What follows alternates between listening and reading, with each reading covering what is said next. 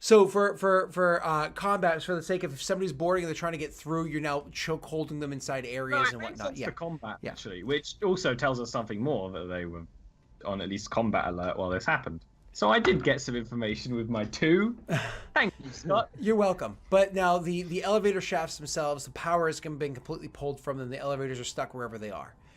That's the best that you're able to get from that information. Nothing useful beyond.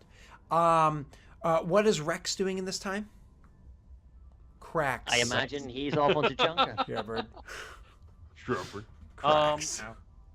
All right, so since the bridge is probably like a secure position, there's probably like the captain's quarters off to the side, which only the captain can access from the bridge. Rex is actually probably out in that hallway, just making sure no one's going to sneak up on them. Okay, so he goes more or less back to that double doorway area, maybe even just a little bit further out, back to that three-way intersection area that allows him to see like what goes up to more. You're protecting the Solarian as well, so nobody can sneak by and go up to the Solarian. So you're protecting everything. Good. And if there's any like crates or anything, like he's not letting go of his rifle or anything. That's always at the ready, but he's like kicking crates or whatever into place in case he needs cover. Oh, smart. Cool. So if there's anything around, he's just like. So it's one of those. He goes up to that corner, that spot that I just mentioned, stands there for like probably about 30 seconds or so, realizes he's kind of bored and there's better stuff he could do, and then just starts grabbing stuff and throwing it, like ripping off a loose chair or ripping off maybe a couple bodies for mortar. No, I'm just kidding. And what? Bodies are a good weapon soak. Use what you have, man. And so no, he's not going to send you the bodies. Yeah. And so you're doing that. Ollie did that. So he finally steps forward and he's like, huh, it looks here. All right, so the captain's most recent log, it's saying that they found the vessel that they were told to look for. This is the SSV Dauntless is what they're calling it. Okay. So the SSV Dauntless, they are found the vessel. Running scans, vessel has no life support. Gave the commands to board the vessel. And it looks like things go dark pretty much immediately after that. Hold on, let me see if I can access video display. And as he's doing this stuff and trying to access video display, once again, power is being drawn from your little battery there. And so he's trying to access video display and whatnot. And so comes up onto the big monitor, video display, and you can see everybody's kind of going about the ship and doing what they're supposed to be doing and whatnot, and like doing everything they're supposed to do. You can see like the crew down below getting ready for the to bridge the gap. So they go over, and the one ship connects to the other ship, and things are going, and you can hear like on the over speaker, because the speaker is focused on where it was that the bridge was supposed to happen. You have a handful of soldiers with their uniforms on and their rifles out and everything, getting ready to bridge the gap to go to the other ship. You hear the command that says, "Get ready for boarding. Unlock doors in 5, 4, 3, 2, 1." And all of a sudden the feed just dies. And he's like, it seems to stop there. Don't know why. I imagine Cattle would also be able to see this. Yep, it's right up on the main screen, and you can just kind of like tap into that. He would chime in on the comms, just being like, possible ECM or EMP, which might have disabled their life support long enough for them to take it out and thus suffocate the crew without them knowing what's going on. Commendable. It would make it quick, but if you did an EMP that would shut systems down, that wouldn't vacate the pre-existing life support. They could have done that afterwards, or during. Oh, they could have breached the vessel. We don't know at this point. Roll me your decryption check to find out what you can find out there, Rick. Intelligence? If that's what you want. Yeah, kind of do, yeah. All right. So, and remind me, your decryption check, you were trying to hack into finding out the... So what it is you're able to start hacking away at it, and you're able to find out a little bit of information, but you're not able to really crack that walnut wide open. Not yet. And so you're sitting there and you're hacking away at this thing, and once again, the power of this computer is like, of this battery is getting really low as you're spending your time doing this. And it's like, as you hack in, you can see that, yes, there was definitely some sort of bug that happened in the system. You're like, okay, no, there's some sort of bug, some sort of anomaly happened inside the system, and it caused like a jam up in the life support system and clearly stopped the life support from functioning. Some bug you're finding inside there, and it's literally one of those things where your own computer's defenses are obviously reading this as a bug. Is like as you're like going down, and because the way code kind of like bunches up into different groups, like because like every visual display of code is in and of itself whole programs on the inside. So like you come across like one visual display of code, and you're like, you literally have triggers on you saying you may not read what this code is because it's seen as dangerous, and it tells you like this bug is what caused the shutting down of life support. You're welcome to roll again as like a last minute attempt to try to learn anything before all the systems lose power and shut back down again. Yeah. Would that be a -1 for a repeat try, or? Nope, actually, because you didn't fail or anything like that. And in case people are talking about like the way that Mass Effect vehicles work, if you're talking about human vehicles are in fact very boxy, very flat, sometimes have like 2 floors, but they don't do like huge multi-level ships in general. They tend to be very, very boxy and flat and whatnot. The reason why, if you're thinking of the Normandy looking very different than the way I'm describing human vessels, the Normandy was not a human vessel. It was a human and Taurian marriage of vessels. It actually was a brand new design. It was a prototype. So it like, for instance, humans always have their bridge in the front. That's just the way that they do things. Taurians have their bridge in the back. Humans lead from the front, Taurians lead from the back, sort of a thing. It's a very different design. Actually, if you watch the first season of this show, I often described the captain of the prior ship always standing behind everybody, always leading from standing behind everybody and always standing, because he had a very Taurian mindset for how it was that he commanded his vessel, because he actually fought during the First Contact War. But there's like little subtle things in there. Moving on. So with your 9, you actually do crack open, and you can find out that at the same exact time that a program was sent out telling like shutting down all of the life support systems, you actually find out that this was a huge bug that shut down systems, like the entire ship wide. At the same time, vents were open to immediately vacate all of the life support in the entire vessel, as well as all the heat from the vessel, as well as everything else. It was literally one of those, the bug went, shut everything down, vacated everything, and then sealed everything back up. The sealing up part happens like moments later. So it was like, pew, and while power was completely draining from everything, vacated, and right when power was completely shutting offline, they sealed everything back up again. It was clearly a hard hack. And this is an Alliance military vessel. This is not something easily broken through their firewalls and their defense measures, right? So you take that information. I will get on the comms and then go. It wasn't quite an EMP, but there was definitely fragments of code there from a bug, which was uploaded as they were basically preparing to board.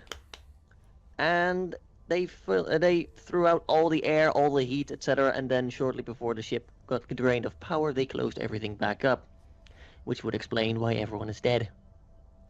If they sealed everything back up, is it possible that they sealed up the difference between, they sealed up the connection between this ship and the one adjacent to it? Possible. I'm not sure how close they were to actually boarding the other vessel. They could have had the door open, they could have had it still closed. At this point, no one knows. Hell, it could have been the Batarians walking through the door at that point that further drained everything. Yeah, Krax was going to get on comms and say, you should put your suit on. Suit on? So yeah, for the Solarian. Yeah, for the Solarian? Yeah, he's like, yeah, I thought you meant our battery ran out. Yeah. So I was saying this. the battery ran out, but Frank is warning in case that shit happens to his ship, right? So yeah, Cattle's already prepared. Like he's got all the electronics like running separate loops, etc., that sort of thing, so that nothing can interfere with our life support at short notice or anything. Like I would be doing my best to run electronic countermeasures and that sort of thing while I'm doing all my things. But this is my jam. Crack still warns you. Oh yeah, he's still saying like, You should. Oh yeah, I was sitting here in my suit ready. All right. Yeah, Krax So doesn't know that. are we checking? Are we checking the? Are we checking that turned on life support down below, or are we going to try to head to the next ship? Makes sense to Spark, check the life if you support can for me. provide me with the frequency they tend to use for their comms, I might be able to hail them. You can see like the guys that are there near him with your lights turned on or whatever, looking at him. Obviously his inner light is turned on as well as his outer light, so you can see his face. You can see he's like struggling with that one, like trying to make a decision, and he's like, "I'll send you their open frequencies," and you get like an array of different open, non-secure channel frequencies that they typically use,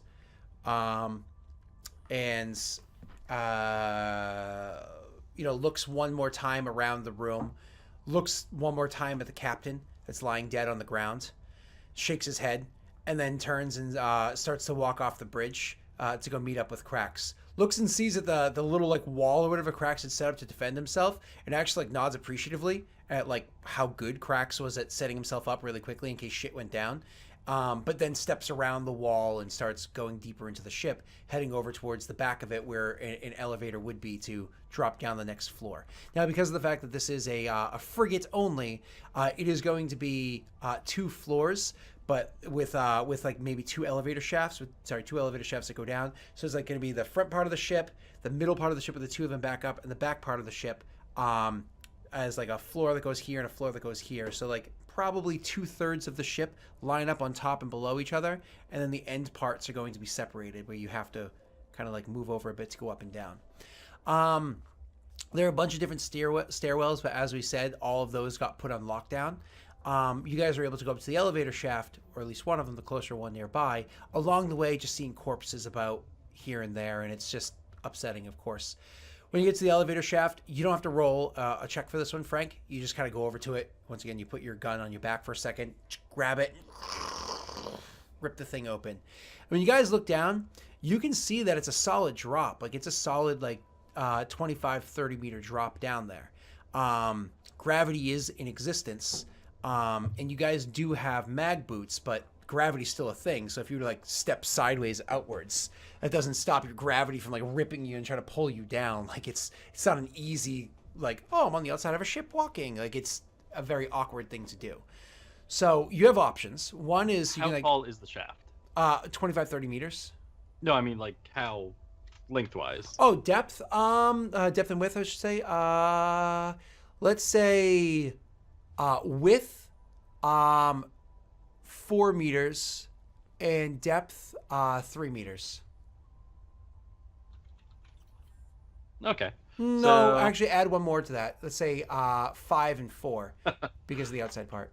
Because I had a stupid plan for Yeah, Krax. sure. If it was a little shorter, it was he was going to take his Komodo, extend it, and just like walk, using it as like an extra leg for the other side. Yeah. But if it's It's not if a it's stupid 5 idea meters, if it works. Well, Yeah. he's 7 foot. 5 meters that's over half his height. Yeah. So unfortunately, he just can't reach it. Yeah. Would have done it though if I could. So sorry. So you guys can obviously throw like a cable or rope or something like that down and go that way. You could find some way down this way. Totally an option. Welcome to do. Or you can try to rip open some of the stairwells and go that way. It's up to you. I'll do I'm any fine stair- with I'm fine roping. If we can find one, assumably there would be like some sort of maintenance ropes made of like metals. Yep. Krax is gonna suggest he goes first I mean, none of you guys have for climbing gear, obvious do you? reasons. I was Yeah. actually going to suggest she was actually going to suggest she'd go first, but that's only assuming that Scott lets me do biotic shenanigans that aren't specifically in the rules if things go wrong. Depends on what it is that you want to do. Like to try and telekinesis buffer myself before I hit the ground if I fall. Yeah. Well, what are your telekinetic? What are your biotic abilities? I have barrier and telekinesis, but my telekinesis can lift up to 200 kilograms. I don't know whether that counts myself. Yeah, that counts yourself. Yeah, I you mean, can't. then- You don't have the ability to like. You I don't have the can't technique fly. for flying, but you can No. totally like levitate yourself down myself. slowly. Yeah, you can just Yeah, levitate yourself almost down. feather fall myself. Can I do that now? I'll I mean, expend effort. 200 kilograms equals how much again? Is it in pounds? Remind me. How would I? I don't know that fucking shit. 400 and something pounds, right? It's like 420 something, 430 That something should pounds. easily count me and all my gear. Yeah. Yeah. 200 kilograms is 240 pounds, I think. or 440 yes, pounds. 400 something. 440 pounds, I believe. So, I can do anyways, them. that being said, you can easily lower yourself and the human.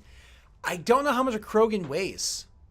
I honestly, I don't think you have enough power. The thing, can I do him as well? Because No, he's not going to let you do him. no, not Krogan, but you already Clark. did. Because I know. Ooh. Has to be in sight. And at the bottom of the shaft, I won't be able to see up to him. Well, he would be able to have light on himself and everything too. But yeah, it's a good point. So you more or less, what do So you I say can to only him? really Roleplay do this. myself. What do you say to him? I can get down.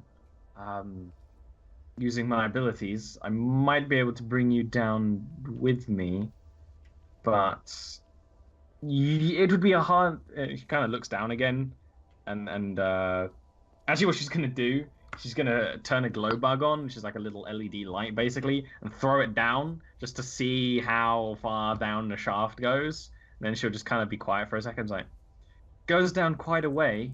My abilities can stretch to wherever my eyes can see and beyond, but it would not be pleasant for you or safe. I'm not worried about pleasantries, and I think safety is already out the window.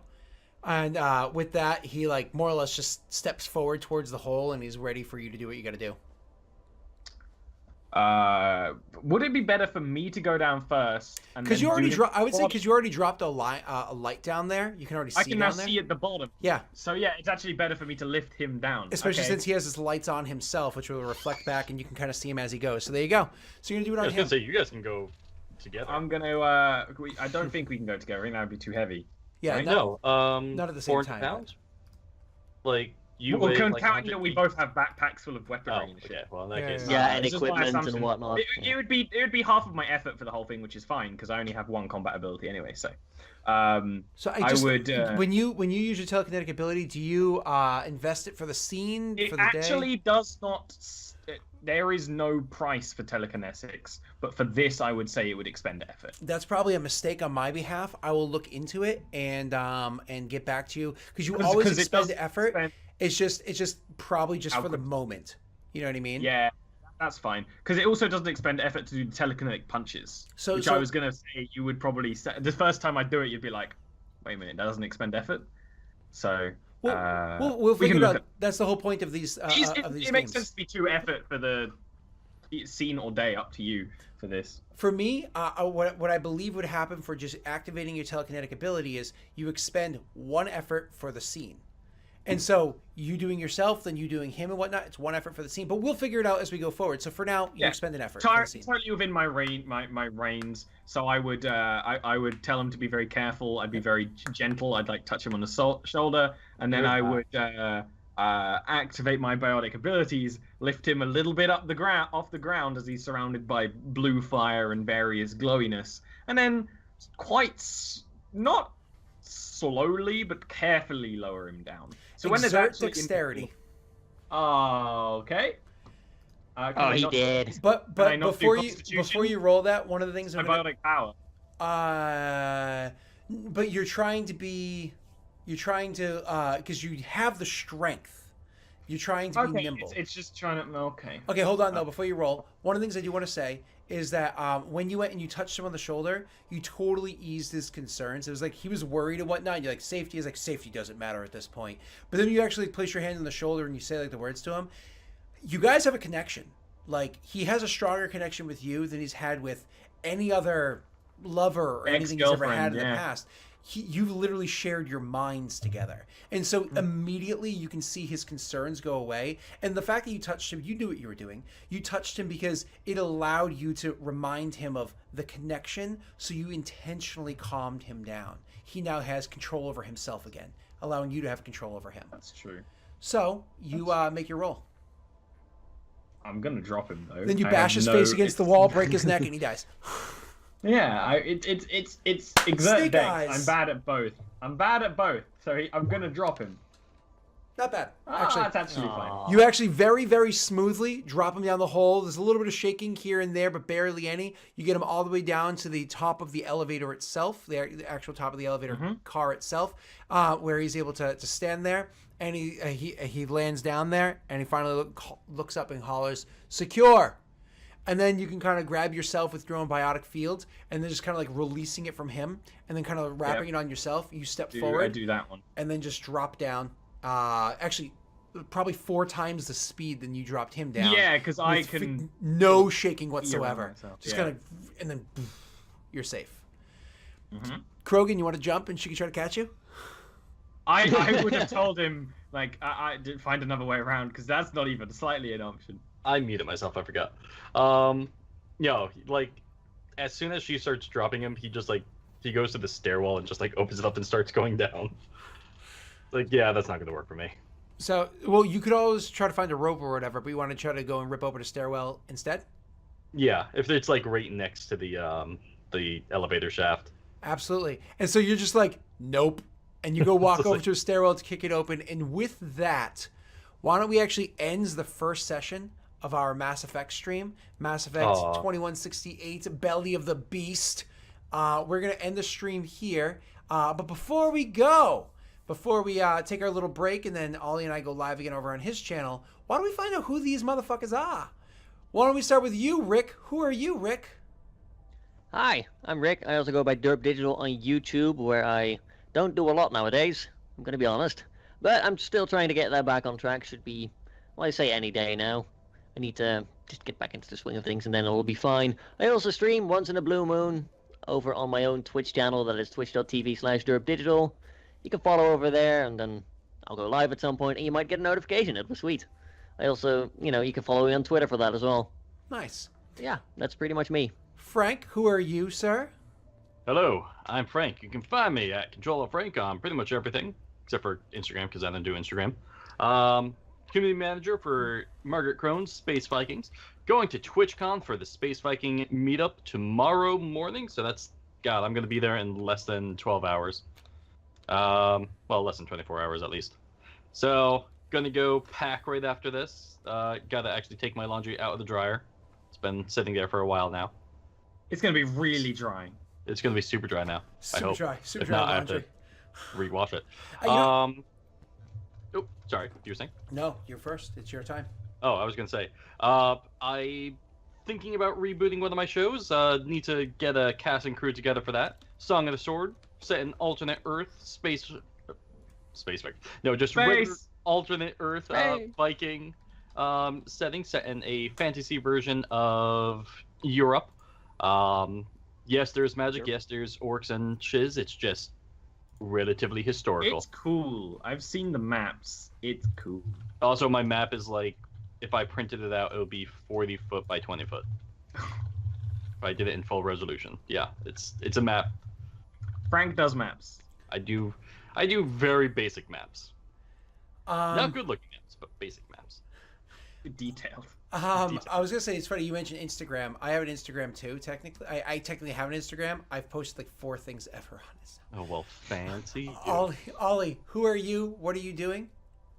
When I'm not having space sex with Scott, I'm having fantasy sex with Scott. Hey! A show in an hour, where Oh we're my. going to have a city episode, which might be them drunkenly hanging out in a bar. It might be seeing the sights. It might be side quests. Who knows? Hilariously enough, the person who brought them to the city and is like, I'm going to show you around, he's sick, because that's just how it goes. But I also do art streams. I'm going to be painting both cattle and finishing off cracks on Friday at 9 p.m. BST, and then I'm going to be playing The Sims. And then on Sunday, I'm going to be playing more Hitman. I'm actually not bad at it. Aside from that one mission in Morocco, that was good. Hilarious. It worked. I succeeded, but it was not clean. I am not the international assassin I want to be yet. So there's lots of me throwing darts at people's heads and running away. It's fine. That's me. That's what I do. Hang out with me in an hour. Yep. Where I run a better show. I am Delric. You'll find me an hour over on Ollie's channel. If you can't easily find it, scroll down and hit that key that looks like a little green star. But anyways, just a heads up before I go into anything else. This Friday we are not streaming here on Delric Master. Ollie will be doing something in my place over on his channel, so feel free to join him during my usual time. It's my anniversary, my wife, 5 years anniversary together, which is super exciting for me. So I'm going to be doing that instead. I'll be hanging out with the lady. Other than that. Let's see, starting this brand new Mass Effect game. Next game, we have the whole crew together. I'm super excited because Erin will be back. I know she's going to have fun with this game. She was skeptical at first, then she fell in love with her character. This is going to be some good stuff. So totally stay tuned for this show. Stay tuned for the Ep.1 show, which has been, I have to say, that show is intense. The amount of RP, the amount This of season drums. has got really good. Oh my god, it's so much fun. So that's good stuff. Otherwise, you find me on Twitter and join the Discord below. And all right, I will see you all laters. Bye. Bye, everyone. I like you as a platonic friend, but you could say I love you as a platonic I friend. like you as more than a friend. Let's have space sex. No. Specs. Yeah. Lots of specs.